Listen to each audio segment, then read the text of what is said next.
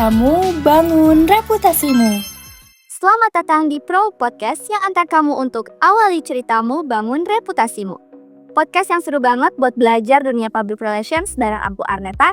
Kali ini kita bakal ngobrol santai tentang salah satu topik menarik di PR, yaitu CSR atau Corporate Social Responsibility, tentunya dengan sudut pandang Gen Z bersama Dinda Nabila, mahasiswa public relations. Hai Dinda, gimana nih kabarnya? Alhamdulillah, kabar aku baik. Gimana kabar kamu sendiri? Alhamdulillah aku baik juga. Nah, senang banget nih Dinda bisa gabung. Sobat PR, Dinda ini salah satu teman aku dari jurusan Ilmu Komunikasi, konsentrasi PR juga. Nah, dia hari ini bakal sharing tentang CSR. Nah, ngomong-ngomong nih Dinda, kan kamu kuliah di bidang PR ya? Gimana sih rasanya jadi mahasiswa PR, atau enggak ada nggak sih cerita seru atau mungkin tantangan yang kamu hadapi selama di jurusan ini? Pasti banget ada keseruannya. Overall jadi mahasiswa penjurusan PR ini beneran seru banget. Tapi ternyata hektiknya juga ada banget gitu. Karena pertama kita tuh banyak banget project yang harus mengedepankan komunikasi efektif nih. Jadi kita harus ngerjain tugasnya tuh pakai komunikasi yang benar-benar efektif, baik untuk antara pertemanan di dalam kelompok atau tugas-tugas, dan juga nyampain pesan ke audiensnya gitu. Terus selain itu juga ada banget tantangannya karena deadline yang mepet-mepet kan, kayak dari mata kuliah satu ke mata kuliah lainnya tuh beneran kayak deketan banget.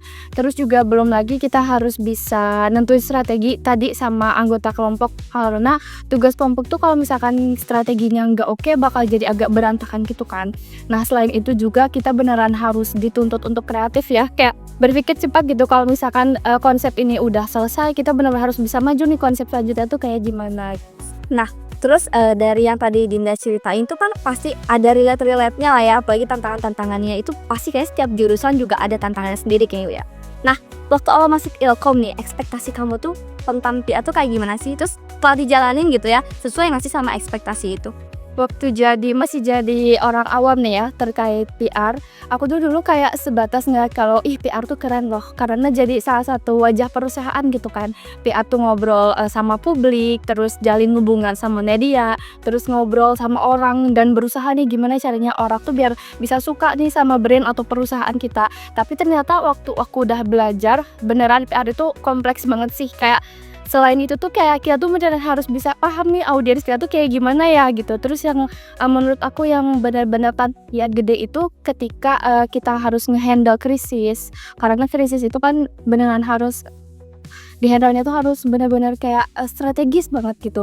Terus selain itu juga mungkin dari PR adalah kita harus dituntut untuk bisa nge-manage sesuatu itu dengan rapih dan terencana. Oke, nah ngomongin soal PR gitu ya, ada nggak sih role model atau perusahaan yang menurut Dinda tuh keren banget gitu ya, entah dari PR-nya ataupun CSR-nya itu? Bisa diceritain mungkin ya? Pasti ada banget, karena dari perkuliahan kemarin kita juga banyak insight tentang perusahaan-perusahaan gitu. Nah yang salah satu jadi role model perusahaan itu menurut aku adalah Bluebird ya. Kita tahu kan Bluebird tuh perusahaan taksi ya teman-teman. Dia tuh menurut aku bener-bener peran PR dan implementasi CSR-nya tuh bener-bener oke banget, klop banget, dan sesuai sasaran gitu.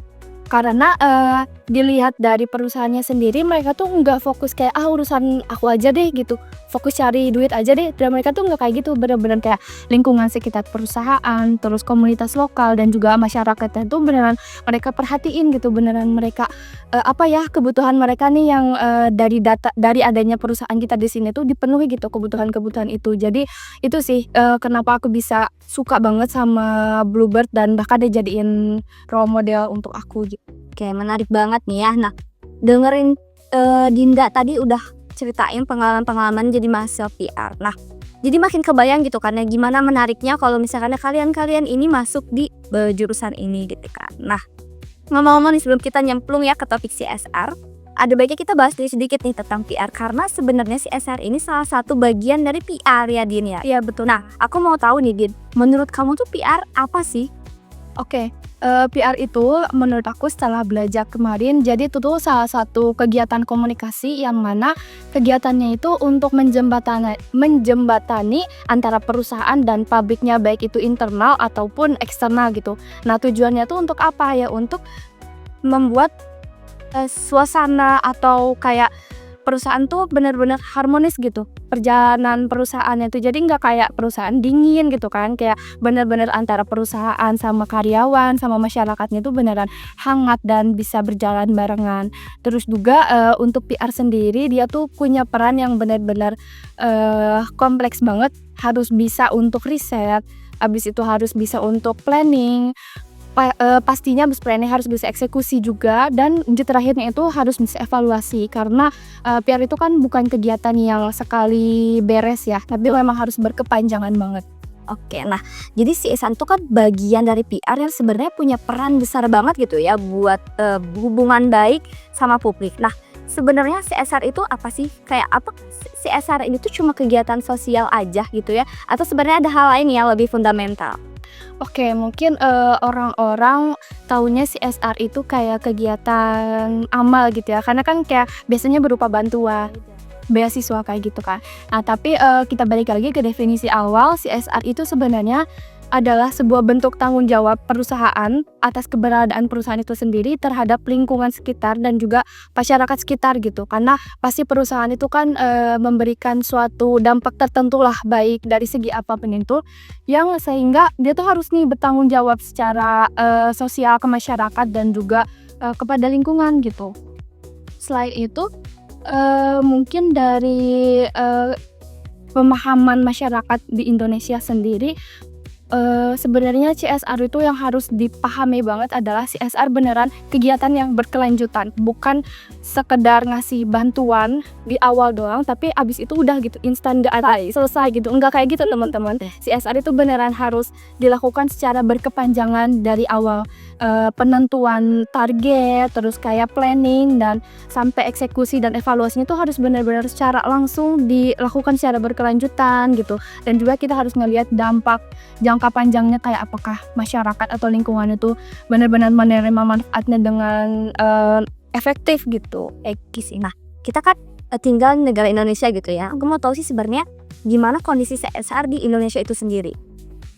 Oke, dari beberapa artikel, berita, dan juga jurnal yang aku baca, sayangnya kondisi CSR di Indonesia tuh masih kurang optimal ya. Untuk implementasinya tuh sayangnya tuh sih masih belum optimal. Nah, salah satunya itu mungkin Anet sama teman-teman di sini yang nonton juga tahu kemarin ada pemberitaan nih terkait adanya dugaan korupsi dari dana CSR BI. Nah, itu jadi salah satu bukti kalau misalkan memang di Indonesia nih implementasinya masih benar-benar kurang optimal banget gitu. Jadi meskipun ya kayak CSR itu udah diatur di undang-undang, tapi masih banyak perusahaan-perusahaan tuh yang kayak setengah-setengah gitu ngelakuinnya. Jadi kayak bantuan-bantuan instan aja deh gitu, nggak secara berkelanjutan. Yang penting kewajiban aku sebagai perusahaan tuh udah rampung gitu. Sayangnya sih kayak gitu. Oke.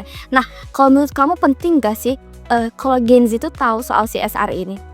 Pasti penting banget karena kita berdua Gen Z ya, dan kayak dari sudut pandang anak ilmu komunikasi ini tuh jadi salah satu hal yang menurut aku tuh penting banget diketahui oleh Gen Z. Kenapa? Karena Gen Z tuh bakal jadi generasi penerus yang mana kita tuh bakal ngelanjutin nih kayak perjalanan perusahaan dan industri di Indonesia. Kita bakal turut andil untuk membangun hal tersebut kan. Nah kalau misalkan kita nggak peka dan kita nggak mau untuk nyari tahu tentang CSR ini, takutnya kita tuh kedepannya nggak bisa memperbaiki kondisi sekarang yang masih kurang optimal ini. Kayak bisa-bisa mungkin kita terjerat bisnis-bisnis yang nggak berkepanjangan dan nggak bertanggung jawab kayak gitu. Jadi benar-benar si Gen Z itu harus seawal mungkin teredukasi sehingga nanti tuh mindsetnya bisa terbentuk kalau CSR ini beneran harus dipertimbangkan dengan sangat baik gitu oleh beberapa mungkin bukan beberapa ya, kayak bagi setiap perusahaan maupun individu, sehingga nanti tuh kedepannya kalau misalkan Gen Z kayak kita ini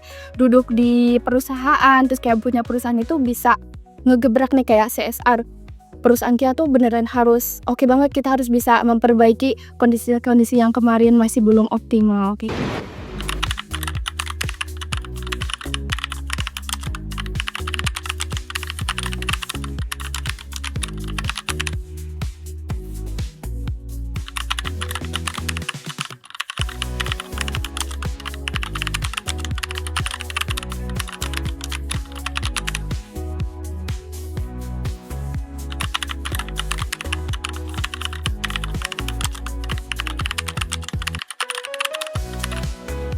Alright, sekarang kita masuk ke segmen baru yang gak kalah seru, yaitu segmen fakta atau mitos.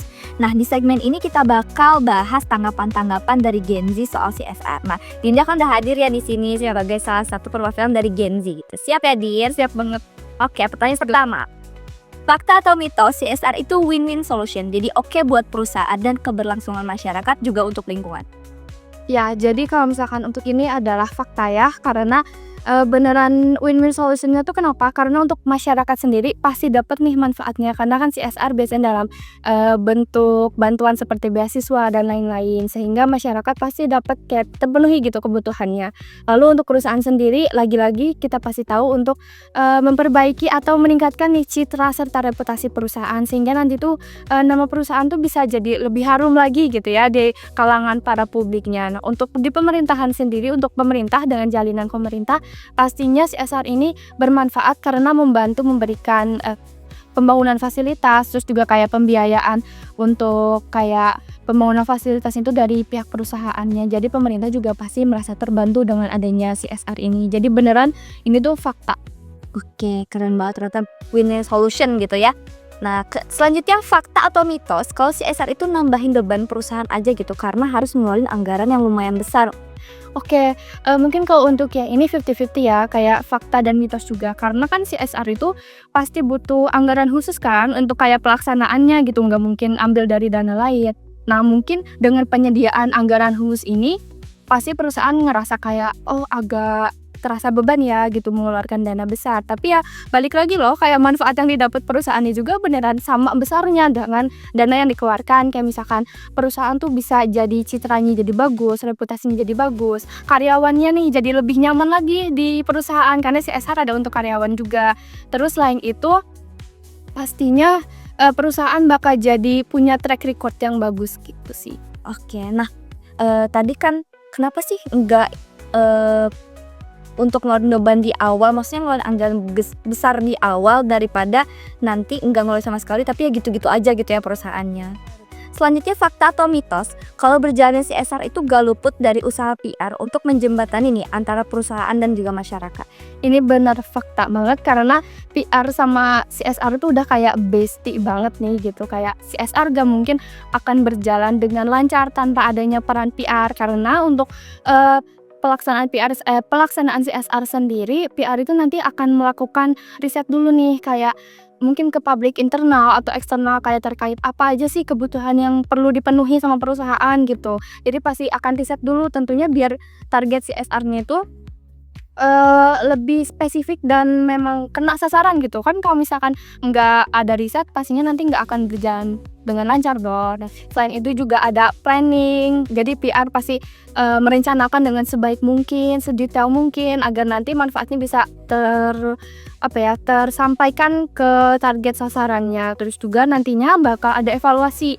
Nah, karena mungkin aku di awal sempat mention kalau PR itu kan bukan kegiatan yang sekali beres. Nah, tapi PR itu kegiatan yang harus meliputi evaluasi juga. Nah, maka dari itulah kenapa PR dan CSR ini tuh benar-benar bestie banget, dan CSR gak mungkin luput dari peran PR untuk pelaksanaannya. Oke, nah selanjutnya nih ya Din, fakta atau mitos, CSR tuh cuma buat perusahaan yang udah besar aja gitu. Jadi perusahaan yang kecil-kecil kayaknya nggak perlu gitu ada CSR. Oke, ini benar menarik banget ya. Ini adalah mitos karena kan baik perusahaan yang udah gede maupun kecil pasti setidaknya tuh ada kayak memberikan dampak yang cenderung ke negatif gitu ya ke lingkungan, kayak at least setidaknya kayak mungkin menambah sampah dari produksi kayak gitu kan. Nah, makanya kenapa mitos, karena ya memang harus sama-sama bertanggung jawab gitu. Kayak gak mungkin dong kayak kita punya small business nih, kita mengeluarkan sampah produksi yang banyak tapi kita tuh nggak mikirin ini cara ngelolanya kayak gimana. Nanti perusahaan kita juga yang rugi karena lingkungannya jadi kotor misalkan kayak gitu. Jadi pasti harus baik perusahaan besar atau kecil harus bisa menerapkan CSR. Nah, Oke, terus fakta atau mitos, CSR itu cuma project jangka pendek aja gitu. ini lagi-lagi teman-teman jadi hal yang harus kita pahami banget. Ini tuh beneran mitos. Karena CSR harus berkelanjutan gitu. Jadi nggak cuman begitu dikasih bantuan dan udah beres aja. Tapi CSR itu beneran harus sesuai target, sesuai dengan kebutuhan yang publik internal dan eksternal. Karena kan gak mungkin ya kalau misalkan dari konsep CSR-nya sendiri ini kan memang berkelanjutan. Jadi kalau misalkan jangka pendek, ya berarti bukan berkelanjutan dong, kayak hilang konsep PR-nya konsep CSR-nya sendiri. Jadi harus berkelanjutan, memang betul-betul yang dikasihkan dari program CSR-nya tuh harus bisa memberdayakan masyarakat dan juga mungkin kayak kalau lingkungan itu lebih ke kayak konservasi gitu ya. Jadi lingkungan yang rusak tuh bisa regenerasi lagi, dan itu yang dimaksud konsep berkelanjutan tadi sendiri. Oke, kan tadi CSR harus berkelanjutan, itu kan ibaratnya gini mungkin ya, kayak masa sih kita ngebantuin masyarakat, ngebantuin eksternal internal, tapi cuma sebentar aja kan ngomongin ya. Kita pasti nolongin orang tuh ya harus terus-terusan dong ya, masa berhenti di tengah jalan.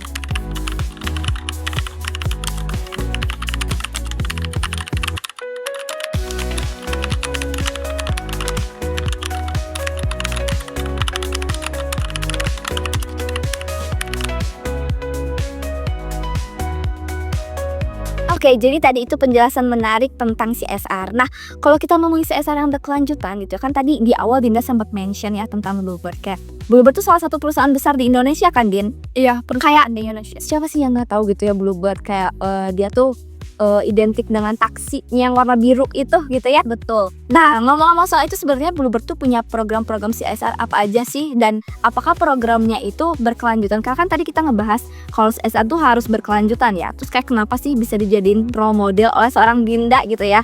Apakah programnya itu emang benar-benar bagus dari segi PR dan CSR-nya? Oke, ini tuh jadi hal yang excited banget untuk aku share tentang Bluebird ini. Bluebird itu menurut aku peran PR dan implementasi CSR-nya itu beneran bagus banget, karena mereka beneran kayak merhatiin dari berbagai aspek. Nah, jadi Bluebird itu yang aku tahu punya 2 program CSR. Yang pertama tuh ada Blue Life. Di sini tuh fokus untuk ningkatin kualitas hidup masyarakat, driver, pokoknya pihak internal difokuskan di sini. Nah, mereka tuh bagusnya adalah di Blue Life ini benar-benar menyasar banyak aspek kayak kesehatan, pendidikan, spiritual, terus juga budaya dan sosial.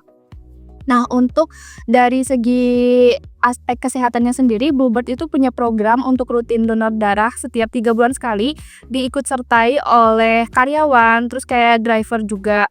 Nah, nanti tuh ini hasil donor darahnya bisa diberikan kepada orang yang membutuhkan. Ya, ini benar berkelanjutan banget karena dilakukan secara rutin gitu ya.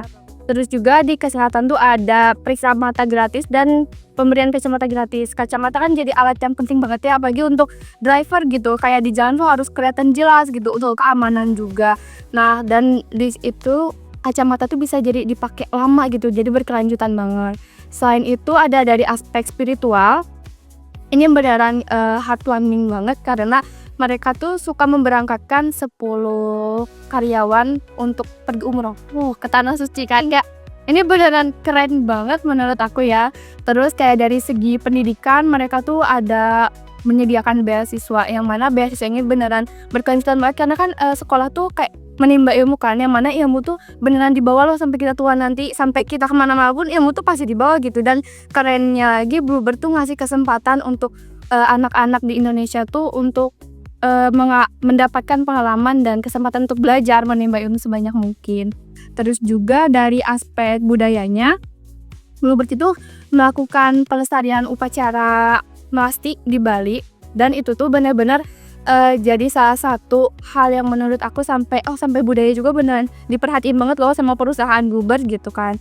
Terus selain itu mungkin dari sosialnya, mereka tuh suka pernah melakukan program untuk bedah rumah di daerah Lombok dan juga memberikan bantuan pengering rumput laut kalau nggak salah untuk para petani yang ada di daerah Lombok. Jadi petaninya tuh petani binaan suatu komunitas gitu, dan dibantu juga untuk sama Bluebird untuk dikasih fasilitas kegiatan bertaninya gitu. Nah, nggak kerasa banget ya, udah banyak banget yang kita bahas nih. Nah, ini sebelum kita tutup, ada gak sih pesan gitu ya untuk sobat Gen Z yang udah nonton sampai sekarang gitu soal CSR ataupun PR-nya gitu, boleh banget? Oke, mungkin untuk pesannya sendiri, setelah nonton podcast ini mungkin teman-teman bisa jadi lebih aware lagi nih tentang CSR dan berubah pandangannya kalau CSR tuh bukan hanya proyek jangka pendek tapi memang harus dilakukan secara berkelanjutan.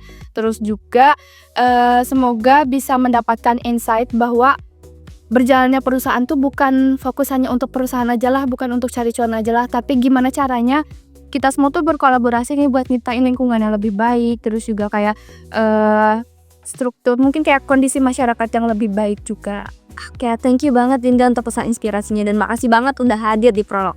Iya, makasih banget juga Anda kan udah kasih kesempatan ke aku untuk ikut sharing kali ini di Prolog Podcast. Wah, ngobrol bareng Dinda hari itu bener-bener insightful banget ya. Dari awal kita bahas TX sebagai jembatan penting buat nyambungin antara perusahaan sama bube, sampai masuk ke CSR yang ternyata punya peran besar banget, bukan cuma buat perusahaan, tapi juga masyarakat dan lingkungan. CSR itu sebenarnya lebih dari sekedar kewajiban kalau dijalani dengan serius. CSR bisa banget jadi peluang buat perusahaan buat meningkatin reputasi sekaligus kasih dampak yang bener-bener nyata. Contohnya nih Bluebird. Tadi Dinda cerita soal program-program mereka yang wow banget kayak Blue Life untuk mendukung peningkatan kualitas hidup pihak internal dan eksternal. Dan Blue Sky sebagai inisiatif ramah lingkungan, program yang gak cuma fokus ke hal jangka pendek tapi juga punya dampak jangka panjang.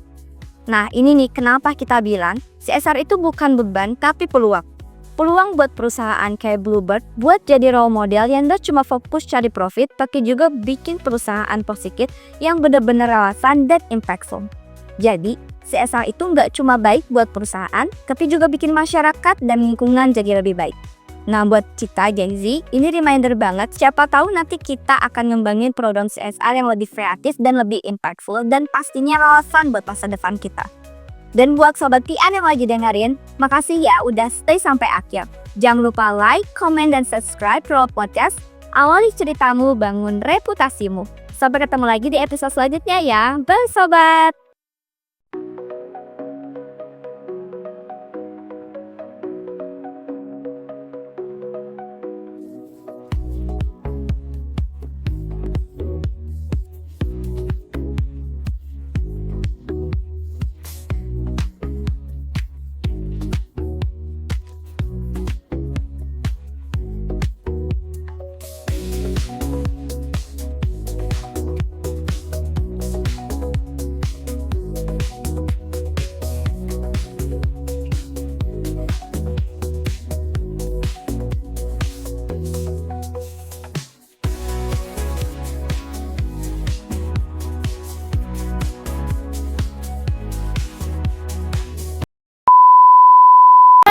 Stop. Pasti kalian kira podcastnya udah selesai kan? Gak salah sih, tapi kita masih punya kuis berhadiah nih. Sayang banget kalau gak ikutan. Yuk kita langsung cek kuis berhadiahnya. Kuis berhadiah CSR Edition. Rules pertama, tulis jawabanmu di kolom komentar. Rules kedua, pemenang akan dihitung berdasarkan kecepatan dan ketepatan jawaban. Rules ketiga, pemenang hanya untuk 2 orang. Hadiahnya masing-masing pemenang akan mendapatkan 30.000 saldo ShopeePay.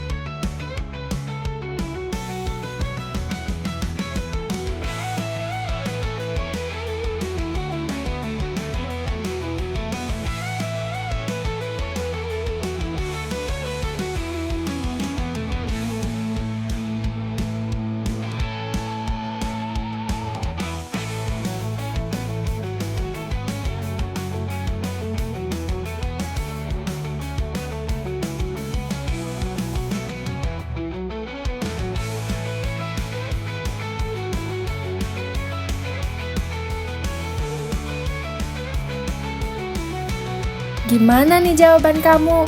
Banyak tepatnya nggak?